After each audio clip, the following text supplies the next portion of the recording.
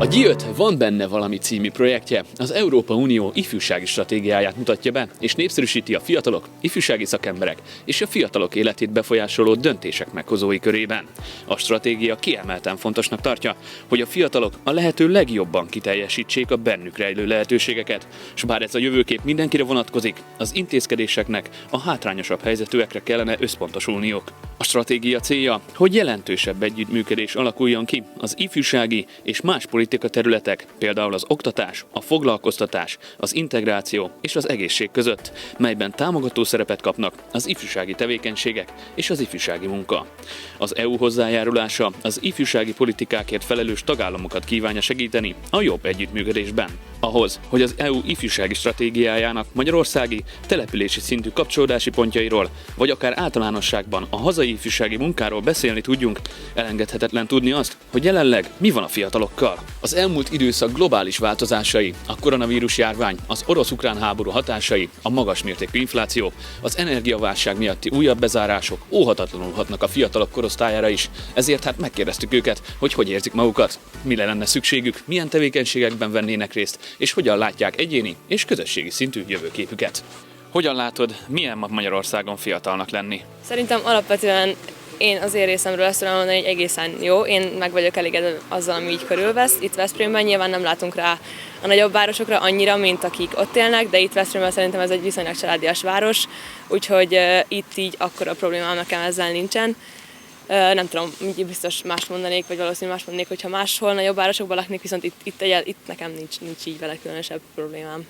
Én szerintem nem túl egyszerű. Alapvetően a fiataloknak nehezebb a munkatapasztalat szerzés, és munkatapasztalat nélkül nem túl egyszerű keresni sem, így ezáltal nem nagyon lehet elszakadni otthonról, saját lábra állni sokkal nehezebb, én szerintem. Hát én leginkább Veszprémet látom, mert mindig itt éltem. Nem mondanám rossznak, de azért határozottan tudnánk javítani a helyzeten szerintem.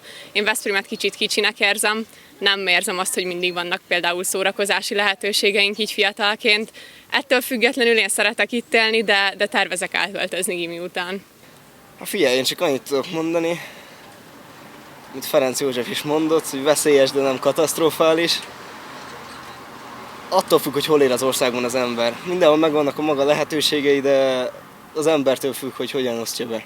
Hát elég nehéz, mivel nagyon-nagyon sok minden drágul, és elég nehéz fiatalon új életet vagy önálló életet kezdeni, mivel ott tartunk, hogy 2 hónapja még a legolcsóbb kaja volt mondjuk egy tojásleves, vagy egy túrós tészta, most pedig már ott tartunk, hogy az egyik luxus termék lett a túró, úgyhogy ez így elég megnehezíti az életünket, de azt gondolom, hogy nagy százalékban a fiataloknak van szülői támogatása, hála Isten, így nem okoz akkora problémát. Nyilván vannak, akiknek nagyon nagyot, de hál' Isten szerintem nagyobb százalékban támogatják a szülők a gyermekeiket. Ez egy nehéz kérdés, ugyanis nagyon sokrétű. Például munkalehetőségek nem túl sokszínűek itthon. Én nem szeretek elmenni egy fürgediákos vagy melódiákos szövetséghez, mert minden ugyanazt csinálják általában kevés pénzért. Inkább elmegy az ember a kis szakmájába, amit tanul maszekolni, vagy hasonlók. Szabadtéri lehetőségek, meg programok szintén nincsenek túl magas színvonalon itthon. Hogyha szerveznek valamit, akkor általában az szokott jó lenni, amit már a diákok vagy a fiatalok szerveznek itthon. Erre törekedni kéne egyébként, hogy minél több fiatal szervezzen ilyet. És akkor újra feléledhetne például itt a Kossuth utca, ahogy látjuk, nincs itt senki, pedig aztán iskola után régen itt azért elég sokan összejöttek barátkozni, voltak is programok, nincsenek emberek, akik zenélnek az utcán, ilyenek, nincs az a mai fiataloknak motivációja szinte semmire, és ezért nem is nagyon tesznek semmit egyelőre, én ezt látom. Úgy látom, hogy abszolút a felnőttek irányítanak, és próbálnak valamennyi helyet adni a fiataloknak, de ez csak úgy, hogy maguknak a nagyobb részét hagyják, vagy nem tudom, hogy mondjam, adnak is, de inkább több maradjon. Próbálnak, úgy látom, nem tudom, hogy az EU hatására, vagy most így az LKF hatására Veszprémben minél több programba bevonni a fiatalokat, megkérdezni a véleményüket, hogy ők hogy csinálnák máshogy. Aztán, hogy ez valójában hogy fog megvalósulni, az majd kérdéses. Úgyhogy szerintem próbálkoznak, de azért lehetne valami pár ponton fejlődni. Véleményed szerint most, amik voltak eddig a múltban, koronavírus például, említetted a háborút, most pedig az energiaválság, ezek hogy hatnak rátok fiatalokra? Ez hogy csapódik le nálatok? Szerintem vegyes. Tehát, hogy van, aki nem tudja kezelni, van, aki így összetörik úgymond lelkileg, mert nem tudja kezelni a helyzeteket. Például a covidos helyzetet, hogy 2 évig online oktatás volt, meg be volt zárva minden, szinte nem lehetett találkozni barátokkal, csak ilyen nagyon szűk körben, meg akkor is a maszk, meg a kézfertőtlenítő, meg ezek. Úgyhogy szerintem ez nagyon vegyes minden korosztályban. Én nem gondoltam volna, hogy 22 évesen azt fogom megélni, hogy konkrétan háború van a szomszédországban. Én nagyon meg voltam ijedve az elején, folyamatosan kérdeztem az elején, hogy úristen, mi lesz akkor, hogyha ide ér a háború, és akkor mondták, hogy jó, nyugodjak meg, nem fog ide érni, stb. Hát nyilván megnehezíti az egész életünket, mert mindent erre fognak, mindent a Covid-ra, mindent a háborúra, és erre fogják az egész inflációt, ami szerintem a legnagyobb probléma most Magyarországon. Én tisztában vagyok azzal, és hát próbálom lekövetkeztetni, hogy mik lehetnek ennek a következményei. Engem vagy a családomat milyen szinten érheti ez egy traumában akár, és próbálok felkészülni minden lehetőségre. De azért optimistán állok hozzá a helyzethez. Én egyelőre úgy látom, hogy ezt így is kell kezelni. A pánikszítás, meg ezek, hogy fölöslegesen hergelni az embereket, ezzel teljesen fölösleges, akkor csak rosszabb lesz minden lesz. Ez tény. Hát én személy szerint feltaláltam magam, de nagyon sok emberről hallottam, akiknek voltak nehézségeik ezzel. Szerintem alapvetően nagyon nagyban befolyásolta az oktatáshoz való hozzáállást. Nagyon sok ember veszítette el a fonalat nagyon hamar az elején, mivel nyilván nem voltak felkészülve se tanárok, senki erre az egészre, arra, hogy most technikailag hogy lesz ez megoldva. Úgyhogy biztos, hogy nagyon sokan megsínlették ezt az időszakot.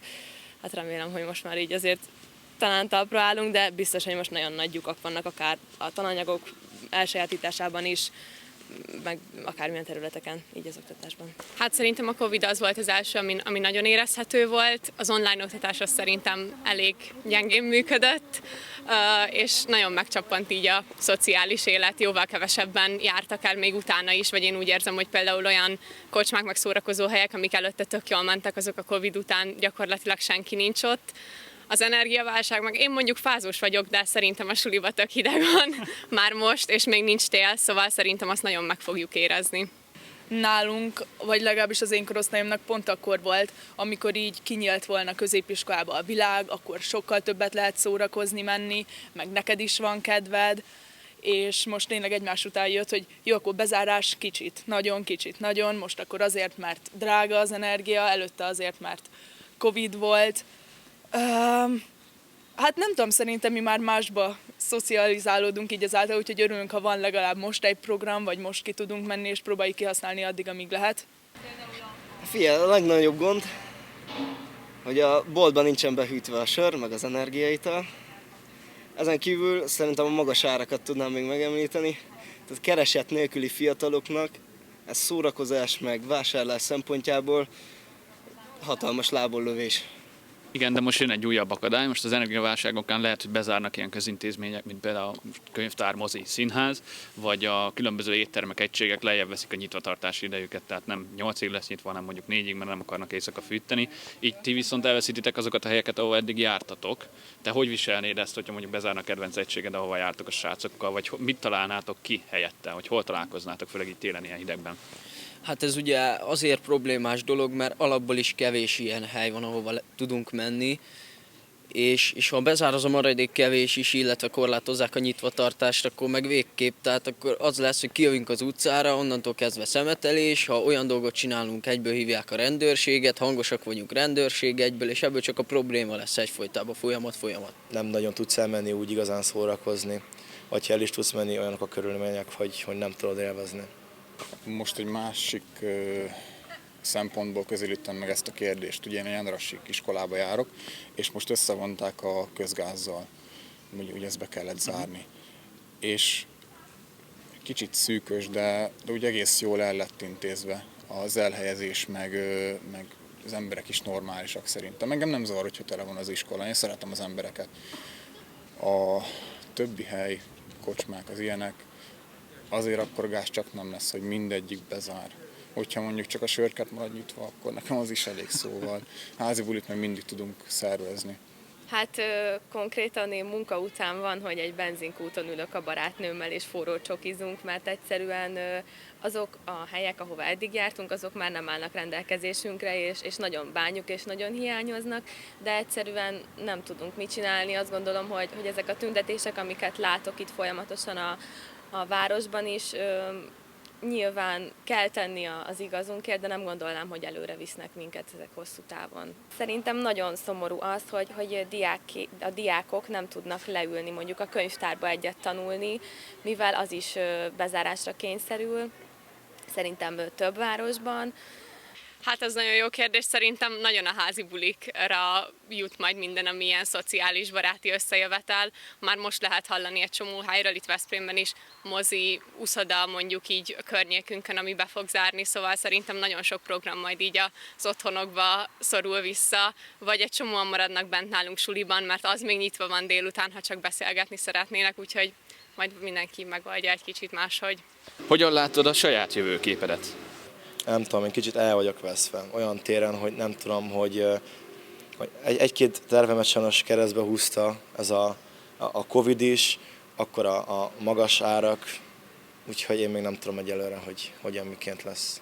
Hát én azt gondolom, hogy nagyon szerencsés helyzetben vagyok, mivel a családi hátterem és a párom támogatása az nagyon sok erőt ad nekem, és én azt gondolom, hogy én jó úton haladok, mivel külön élünk már több éve, vállalkozást vezetek, úgyhogy szerintem én jól látom magamat igazából. Látom, hogy 10 év múlva hol fogok tartani, remélem, hogy sikerülni is fog minden tervem.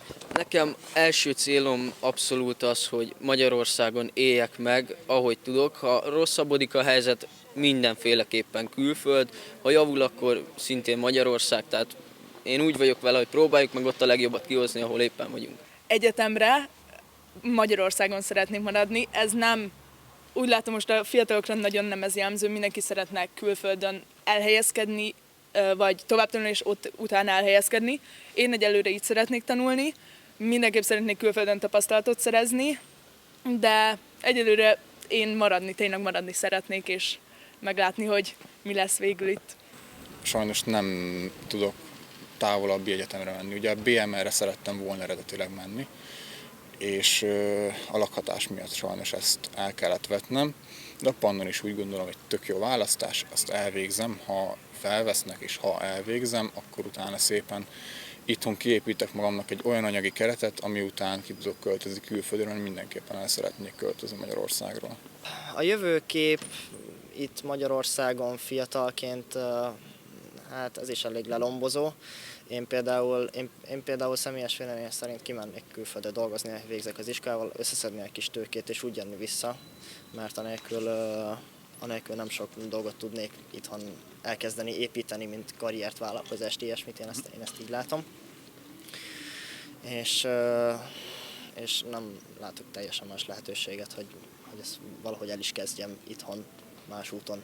Mindig ott van az a lehetőség, hogy kimenjek külföldre, mert okos vagyok. Azt szeretném csinálni, hogy kezdőként elhelyezkedek külföldön, megszedem magamat, mint a falusi vajda, aztán visszajövök, esetleg saját cég, vagy valamit tudod. Én alapvetően Magyarországon szeretnék elhelyezkedni, gondolkodom külföldön is, viszont egyelőre a Magyarország az elsődleges cél, Budapest. Igazából nagyon, nagyon reménykedek, igazából nem tudom még, hogy mi hogy fog természetesen alakulni, de szerintem azért hát reméljük, hogy ez a nagy válság meg minden nem fog teljesen beleszólni, vagy nem fog akkora mértékben beleszólni. Meglátjuk, nem tudom. Hát jelenleg még tervezek itthon, még szeretnék letenni egy másik szakmát is, egy másodikat, utána szeretnék elmenni egyetemre, viszont utána, hogy mi lesz, fogalmam sincs még. Nem tudom, hogy itt tudok-e maradni az országban, mert a jelenlegi lakás albérlet házárak mellett, plusz még a rezsijárak mellett is nem hiszem, hogy itt az országon belül külön tudnék költözni a szüleimtől. Úgyhogy én leginkább külföldön tervezek. Hát én szeretnék Magyarországon maradni, de semmiképp nem Veszprémben, legalábbis a következő pár évemet azt nagyon nem itt képzelem el. Pesten szeretnék élni, én személyesen nagyon szeretem a nagyvárost, és amit mondtam már, hogy Veszprémet egy kicsit kicsinek érzem, így magamnak, úgyhogy én Pesten főleg egyelőre belátható jövőmet. És mi segítene ahhoz, hogy jobb legyen Magyarországon fiatalnak lenni? Vannak ilyen problémák, hogy nem vesznek fel például olyan munkahelyre embereket, akinek nincsen munkatapasztalata, még munkatapasztalatszerzés miatt sem. Úgyhogy ilyen téren ezen változtatnék egy kicsit, hogy lehessen már munkatapasztalatot szerezni, hogy valahol el tudjál helyezkedni. Én azt mondom, hogy tényleg az, hogy a fiatalok azt lássák, hogy megérje itt maradni.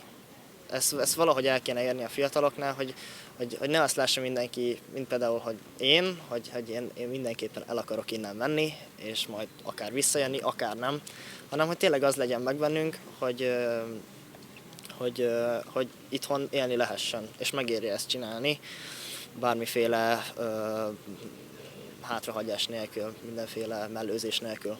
Szerintem egyértelműen a bérezéssel az egy nagyon nagy faktor abban, hogy a fiatalok itthon maradjanak.